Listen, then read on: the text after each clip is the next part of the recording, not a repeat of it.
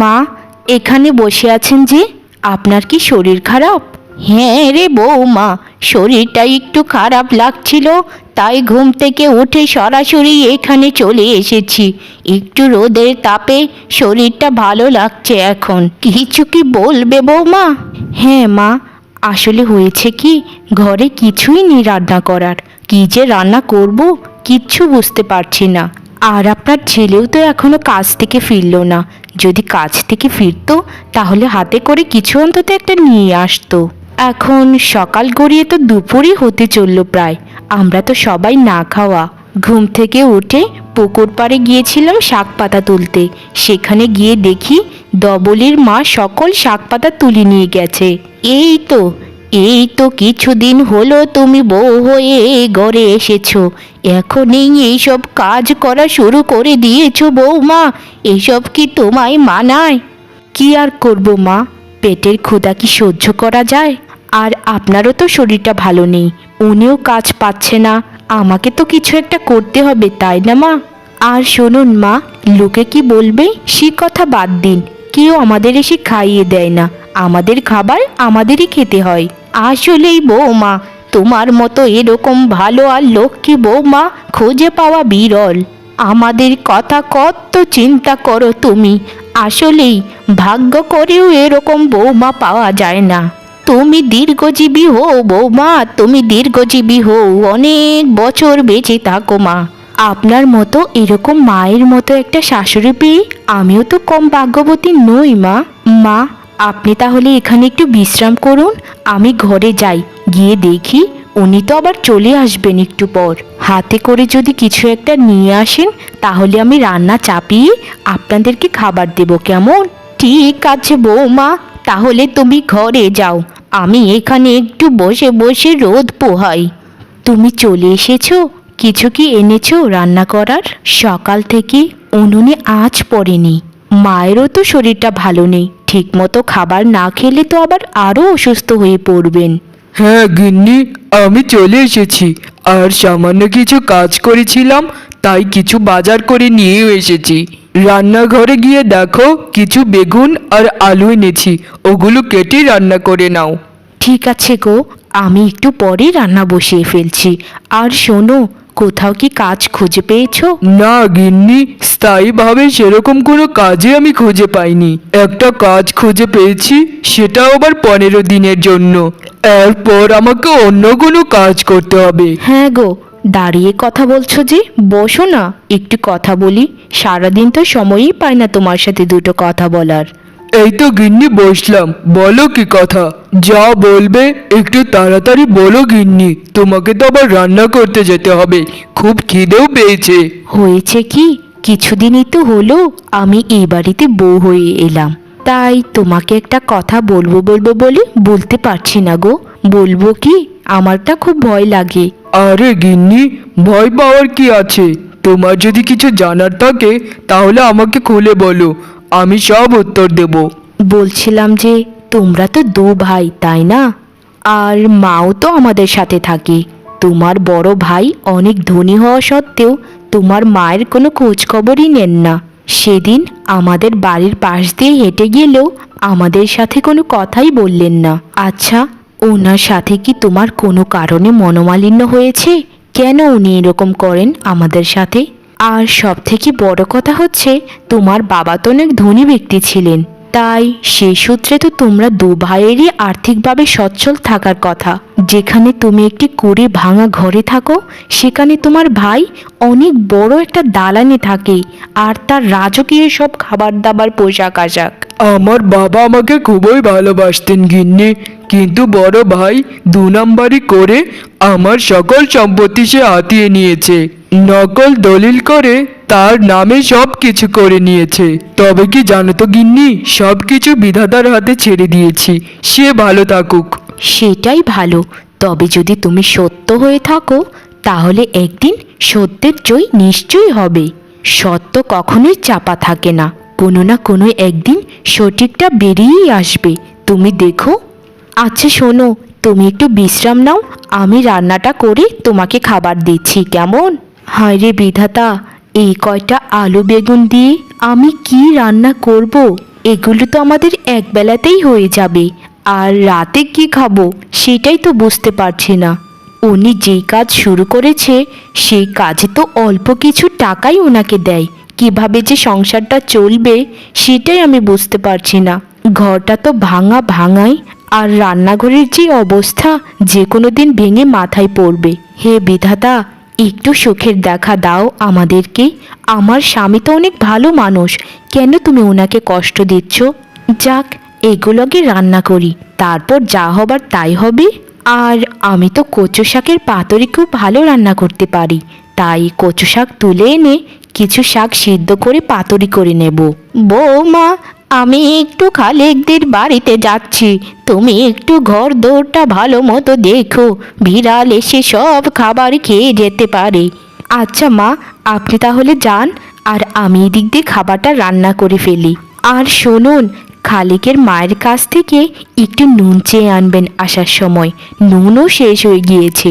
বৌমা, তোমার খুবই কষ্ট হচ্ছে এই সংসারে এসে, তাই না মা? আমাদেরকে ক্ষমা করে দিও মা, তোমাকে ভালো মতো খাবার খাওয়াতে পারছি না, আমরা কিচ্ছুই করতে পারছি না তোমার জন্য বৌমা, কিচ্ছু না। সারাটা দিন আমাদের জন্য চিন্তা করো যে কি করব কি না করব। শুনুন মা, আপনি তো জানেনই আমার মা নেই।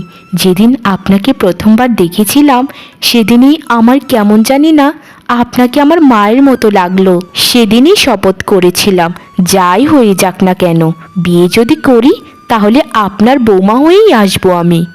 আপনি যদি এসব নিয়ে চিন্তা করে নিজের শরীরকে খারাপ করেন তাহলে কিন্তু ভালো হবে না মা, আমি এই বলে দিলাম। আমাদের খাবার অভাব কাপড়ের অভাব থাকলে কি হবে মা? সুখের আর ভালোবাসার তো কোনো অভাব নেই। আসলেই রে বৌমা, আমার একটা বড় বৌমাও আছে, সে আমার কোনো দিনও খোঁজ নেয় না, আর খোঁজ নেবেই বা কেন? আমার বড় ছেলেই আমার খোঁজ নেয় না। তুমি আমার বৌমা না, আমার মেয়ে, আমার মেয়ে। আমি তাহলে যাই বৌমা, তুমি আস্তে আস্তে রান্নাটা করো। তোমাকে কতদিন বলেছি যে ছোট ভাইয়ের কাছ থেকে সম্পত্তিটা হাতিয়ে নাও, হাতিয়ে নাও, তুমি তো আমার কোনো কথাই শুনতে পাচ্ছ না। তুমি কি কানে কালা নাকি বোবা যে কোনো কথা বলতে পারো না? আর আমাকেও তো বলো না, না হয় আমি গিয়ে হাতিয়ে নিয়ে আসি। সারাটা দিনই তো টাকা কামাও, এই কাজ সেই কাজ, তোমাকে যদি ওই কাজটা করতে বলি তুমি তো চুপচাপ থাকো কেন? হ্যাঁ কেন? আমার কথার কি কোনো মূল্য নেই তোমার কাছে? আরে গিন্নি, আসতে বলো না, কেউ তো শুনে ফেলবে। এমনি তো ভাইয়ের সকল সম্পত্তি আমি হাতিয়ে নিয়েছি 2 নাম্বারি করে, আবার যাব ওই কুড়ি ঘরটা আনতে? আমার বই গেছে, গেলে তুমি যেও। আমি আজ শহরে যাব, তাই যেতে পারবো না। ওদের ভাঙা করে ঘরটার পেছনে যে কাঁঠাল বাগানটা আছে সেটা তো আমি হাতিয়েই নিলাম কিছুদিন আগে। বাকি রইল ছোট্ট একটা করে ঘর, সেটা হাতিয়ে বা কি হবে? ছোট্ট একটা জায়গা, এসব জায়গা তো আমার অহরহ রয়েছে। ও, সেই জায়গাটা তোমার ছোট্ট মনে হচ্ছে? কুড়ে ঘরটা সহ উঠানটা সহ কতটা জায়গা তুমি তো দেখোনি ভালো মতো। আমার বড় ভাইকে কথা দিয়েছি, সেখানে আমি ওকে একটা পুকুর খনন করে দেব, সেখানে সে মাছ চাষ করবে। তোমাকে সারা জীবন বললেও কোনো লাভ নেই, আমাকেই যেতে হবে ওদের বাড়িতে, ওদেরকে ভালো মতো শাসিয়ে আসলেই সব ঠিক হয়ে যাবে। আর তুমি সবসময় দেখো না, তোমার ওই বুড়ি মাটা সবসময় তোমার ছোট ভাইয়ের কাছেই থাকে, তোমার খোঁজও একবার নেয় না। সে যার কাছে যে ভালো থাকে তার কাছেই থাকুক, আমার কাছে আসতে আমি কখনোই বলি না। নিজে ভালো থাকলেই হলো, কে কিভাবে রইলো সেটা আমাদের দেখার বিষয় নয়। আমার ব্যাগপত্রগুলো গুছিয়ে দিয়েছো? আমাকে তো আবার শহরে যেতে হবে নাকি? নিজের ব্যাগপত্র নিজে গুছিয়ে নাও, আমি তো তোমার চাকর নই যে তোমার কাজ করে দেব। সব সময় এই গুছিয়ে যাও তো সেই গুছিয়ে যাও, যত সব। আমার টাকা থাকলে কি হবে, কপালে তো কোনো সুখই নেই। তোমার এই খেটখেটে মেজাজের জন্যই তোমাকে আমার একদম সহ্য হয় না। আমি গেলাম। বাড়িতে কেউ আছো? বেরিয়ে এসো, তোমাদের সাথে আমার কথা আছে। কেউ আছো কি বাড়িতে? আরে আপা, আপনি আসুন আসুন, ভিতরে আসুন, বসে আমরা কথা বলি কেমন? আরে আপা, ভিতরে আসুন না, দয়া করে ভিতরে আসুন, আমরা ধীরে সুস্থে কথা বলি সবাই মিলে। তোমাদের এখানে আমি বসতে আসিনি, তোমাদের সাথে আমার কিছু কথা আছে। মা কোথায় গেছে আর তোমার স্বামী বা কোথায়? আপা, উনি তো কাজেই গিয়েছেন, আর মায়ের শরীরটা ভালো নেই তো, তাই ঘরে একটু ঘুমিয়েছেন। জরুরি যদি কিছু দরকার থাকে তাহলে আমাকেই বলতে পারেন আপা, আমি সবাইকে বলে দেব। শোনো, আগামী 2 দিনের মধ্যে তোমরা এ বাড়ি ছেড়ে চলে যাবে, বুঝেছ? তোমাদের নামে পুলিশি মামলা করেছি। এটা আমাদের জায়গা। আমাদের শ্বশুর মশাই এই জায়গাটা শুধু বড় ছেলের নামে করে গিয়েছিলেন। আমাদের জায়গাটা আমাদেরকে দিয়ে দাও, এটাই তোমাদের জন্য ভালো হবে। কে এসেছে বৌমা? ও মা, বড় বৌমা, তুমি তুমি এখানে কি করছো? কি চাই তোমার এখানে? আরো কিছু নিতে এসেছো নাকি আমাদের কাছ থেকে? আপনারা যে বাড়িতে বসবাস করেন সে বাড়িটাও আমাদের। 2 দিনের মধ্যেই বাড়ি খালি করে দেবেন, না হলে কিন্তু আপনাদেরকে পুলিশ ধরে নিয়ে যাবে। আমাদের তো সব কিছুই কেড়ে নিয়েছো তোমরা দুজন, এখন এই বাড়িটার উপরও নজর পড়েছে তোমাদের। শোনো, তোমরা টাকা দিয়ে অবৈধভাবে সব কিছুই তোমরা করে নিচ্ছ নিজেদের, এগুলো ঠিক না। কি ঠিক কি বেঠিক সেটা আমরা দেখে নেব, আপনাকে তো বোঝানোর দরকার নেই। 2 দিনের মধ্যে যদি খালি না করেন জায়গাটা, তাহলে কিন্তু বড্ড খারাপ হয়ে যাবে, এই বলে দিলাম আমি। আমার স্বামী মৃত্যুর আগে 2 ভাইয়ের নামে সমান ভাগে সকল সম্পত্তি দান করে গেছেন, কিন্তু ওই কাগজপত্রগুলো যে কোথায় রেখে গিয়েছেন সেটা মৃত্যুর আগে তিনি বলতেই পারেননি। তার আগেই উপরওয়ালার ডাকে তিনি চলে গেলেন, কিন্তু আমাকে তিনি একবার এ কথা বলেছিলেন, তোমরা যা করছো খুব খারাপ কাজ করছো, এটা কিন্তু ঠিক নয়। বিধাতা কিন্তু তোমাদের সাথে খারাপ করবেন। ভাইকে ভাই কষ্ট দিয়ে কোনো দিনও সুখী হতে পারে না। বুড়ি হয়ে গেছেন, 2 দিন পর মরবেন, রাস্তায় রাস্তায় ভিক্ষে করলেই তো হয়, এত বাড়ি ঘরে থাকা লাগে কেন? আপা, মাকে সম্মান দিয়ে কথা বলুন। নিজের শাশুড়ির সাথে কেউ এরকম আচরণ করে? ঠিক আছে, আপনারা যদি প্রমাণ করতে পারেন যে এটা আপনাদের জায়গা, তাহলে আমরা 2 দিনের মধ্যেই এই জায়গা ছেড়ে দেব। আপনি এখন আসতে পারেন। আমার শাশুড়ি মা এমনিতেই অনেক অসুস্থ, আপনার কথায় তিনি আরও অসুস্থ হয়ে পড়বেন। ঠিক আছে ঠিক আছে, এত জ্ঞান বাক্য দিতে হবে না, আমি চলে যাচ্ছি। আর কথাটা মনে থাকে যেন, ঠিক 2 দিনের মধ্যেই।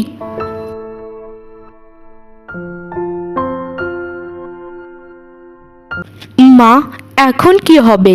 আমরা এখন কোথায় গিয়ে থাকবো মা? কিচ্ছু বুঝতে পারছি না। বৌমা, আমিও কিছু বুঝতে পারছি না রে মা। তবে কি জানো বৌমা, সত্যের বিজয় একদিন হবেই হবে।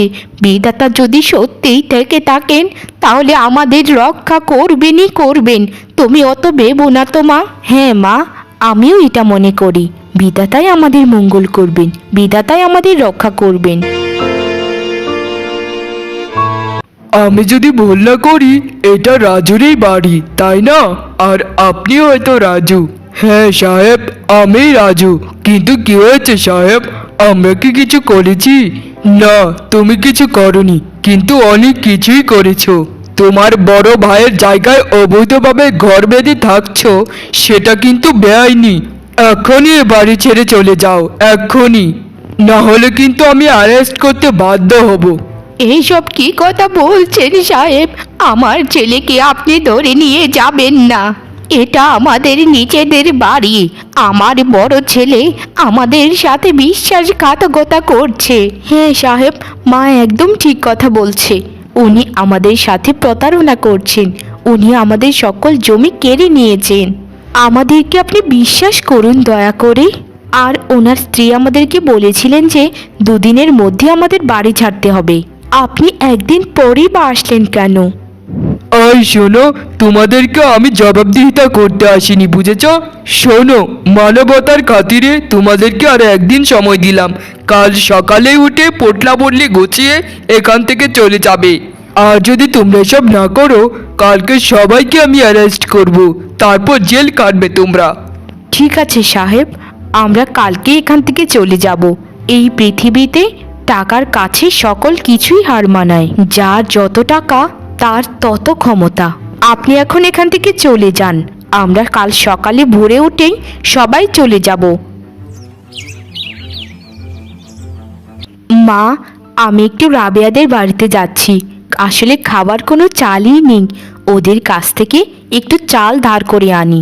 আপনাকে তো অন্তত কিছু খেতে দিতে হবে, আপনার শরীরটাও তো খুব খারাপ মা। বৌমা, আর কত দৌড়াদৌড়ি করবে আমার জন্য? তোমার নিজের প্রতিও তো একটু খেয়াল দাও মা, আমরা তো সকল কিছুই হারাতে বসেছি। যাও মা, সাবধানে যেও বৌমা। আমার স্বামীর বড় ভাই এই কাঁঠাল বাগানটাও তার নামে করে নিয়েছে, কিছুই তার ছোট ভাইকে দেয়নি। আরে আরে, এই কাঁঠাল গাছের পেছনে একটা গর্ত করে একটা সিন্ধুকের মতো, এটা কি? এটা সিন্ধুকের মতো তো দেখা যাচ্ছে। এই তো, আস্তে আস্তে বের করে আনি। ও মা, এই সিন্ধুকের ভেতর একটা কাগজের মতো কিছু একটা দেখা যাচ্ছে, এটা বের করে দেখি তো কি আছে এতে লেখা। এটা তো একটা দলিল মনে হচ্ছে। এই সেই দলিল না তো, যে দলিল আমার শ্বশুর মশাই লুকিয়ে রেখেছিলেন। আমাকে এক্ষুনি বাড়িতে যেতে হবে, বাড়িতে গিয়ে ওনার সাথে কথা বলতে হবে। এই দেখো, আমাদের সকল সমস্যা সমাধান হয়ে যাবে এখন। এই সেই দলিল, যেই দলিলটা তোমার বাবা লুকিয়ে রেখেছিলেন। আমি অল্প কিছু পড়াশোনা জানি, আমি সবটা আধো আধো করে পড়ে দেখেছি। এটাই সেই দলিল। এখানে স্পষ্ট করে লেখা আছে যে অর্ধেক সম্পত্তি তোমার বড় ভাইয়ের নামে আর অর্ধেক সম্পত্তি তোমার নামে। গিন্নি, তোমাকে কি বলে যে ধন্যবাদ দেব। আমি এখনই যাচ্ছি, এখনই উকিল মশাইয়ের কাছে গিয়ে এই দলিলটা পেশ করছি। তোমাকে অনেক ধন্যবাদ গিন্নি, আমাদেরকে, আমার পরিবারকে বাঁচানোর জন্য। আরে ধন্যবাদ তুমি পরেও দিতে পারবে, আগে তুমি তাড়াতাড়ি যাও উকিল মশাইয়ের কাছে, না হয় দেরি হয়ে যাবে। এখানে স্পষ্ট করেই লেখা আছে, আপনার বাবা আপনার দু ভাইকে সমানভাবে সকল সম্পত্তি দান করে গেছেন। আপনি অবৈধভাবে আপনার ভাইয়ের সম্পত্তি ভোগ করছেন, যা আইনত দণ্ডনীয়। এজন্য আপনাকে সরকার কর্তৃপক্ষ থেকে জেলও খাটতে হতে পারে। ছি ছি ছি ছি ছি, নিজের ভাইয়ের সাথে এরকম বেইমানি করা আপনার একদম উচিত হয়নি। নিজের ভাইটাকে একটা কুঁড়ে ঘরে রেখে নিজে দালান কোঠার ঘরে ঘুমান কি করে? আপনাদের মতো এরকম ভাইয়ের জন্যই দুনিয়াতে এত মারামারি হানাহানি। শুনুন, আপনার ছোট ভাই যদি আপনার নামে কোনো কমপ্লেন করে তাহলে আপনাদের জেল কাটতে হবে, আর ওনারা যদি ক্ষমা করে তাহলে আপনাদেরকে মাফ করে দেওয়া হবে। আর যদি উনি কিছু না করেন তাহলে আমরাই আপনাদের কিছু করব। ছেড়ে দিন পুলিশ সাহেব, ছেড়ে দিন আমাদেরকে, আমি বড্ড ভুল করে ফেলেছি। আমি এখনই গিয়ে আমার ছোট ভাইয়ের হাতে পায়ে ধরে ক্ষমা চাচ্ছি, এখনই যাচ্ছি। আর জীবনেও ওর সাথে কোনো খারাপ ব্যবহার করব না, আমি সকল সম্পত্তি ওকে বুঝিয়ে দেব। হ্যাঁ হ্যাঁ সাহেব, আমার স্বামী একদম ঠিক কথাই বলেছে, আমরা এখনই ওনাদের কাছে হাতে পায়ে ধরে ক্ষমা চাচ্ছি। আমাদের দয়া করে জেলে নেবেন না। ভাই রূপা, আমাদেরকে ক্ষমা করে দাও তোমরা, আমরা তোমাদের সাথে অনেক বড় অন্যায় করে ফেলেছি। মিথ্যে কাগজপত্র বানিয়ে তোমাদেরকে সম্পত্তি থেকে আলাদা করেছি আমরা। নিজের ভুল যখন নিজেরা বুঝতে পেরেছেন, সেটার থেকে ভালো খবর আর কিছুই হতে পারে না। বোন, তুমি অনেক গরিব পরিবারের সন্তান হতে পারো, কিন্তু আমি তোমার নখেরও যোগ্য নই। তুমি কত ভালো মতো আমার সাথে কথা বলছো, যেখানে আমরা সারা জীবন তোমাদের সাথে অন্যায় করে এসেছি।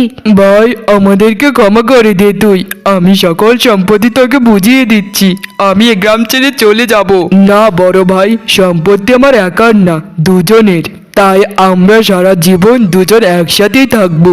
ভাইয়ের থেকে মধুর সম্পর্ক এই পৃথিবীতে আর কিছুই নেই।